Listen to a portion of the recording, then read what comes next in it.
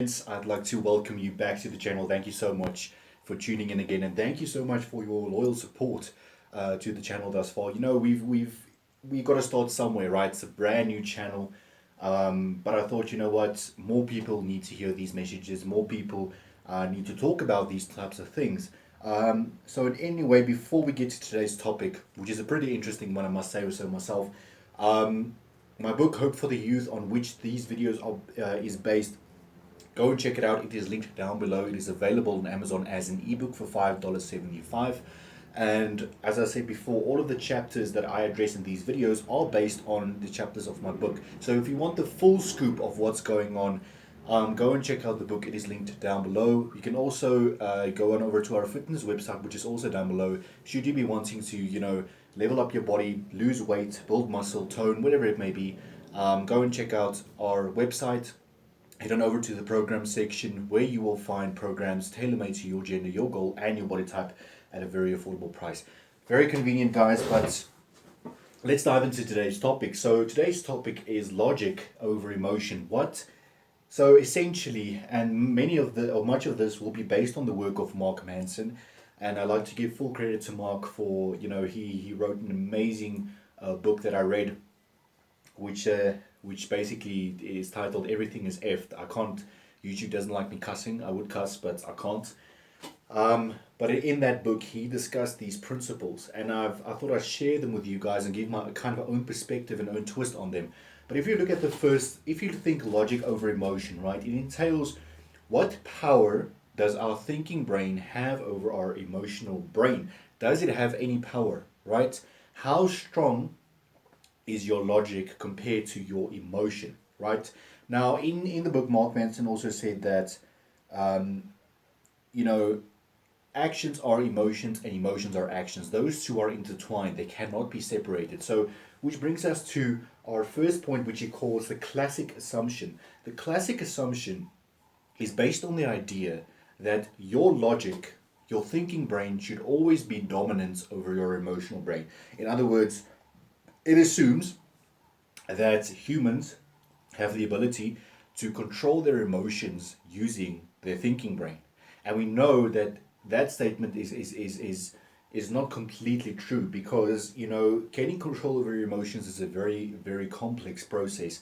And not everyone has the same, capacity of their thinking brains in order to to gain that advantage over their emotional brain. So the classic assumption is our starting point. The classic assumption is, as I said, and we repeat, you can use your logic to overpower your emotions, simply stated, right? Which brings us to a statement that Socrates made a long, long, long, long, long time ago. But in any way, Socrates basically said that our animalistic desires are separate from our logic, and we can use our logic to control our emotions. So we see how these two link up with each other. So Socrates' statement led to the formulation indirectly of the classic assumption, which Mark Manson calls it, right? But essentially, the classic assumption is just a fancy name for the ability of your thinking brain to dominate your emotions. And so Socrates emphasized that, and he said, and now the dogs are going crazy. Anyways, but Socrates emphasized that our animalistic desires are separate from our emotions, right? As simple as that.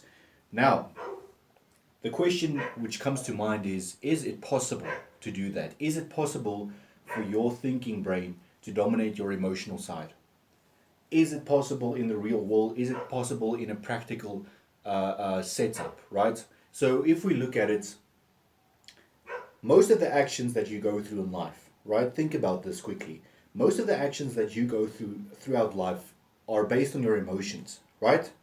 Let's say you got a call from the bank and they're coming to repossess your house. What do? You get angry, you kick stuff, you throw a fit.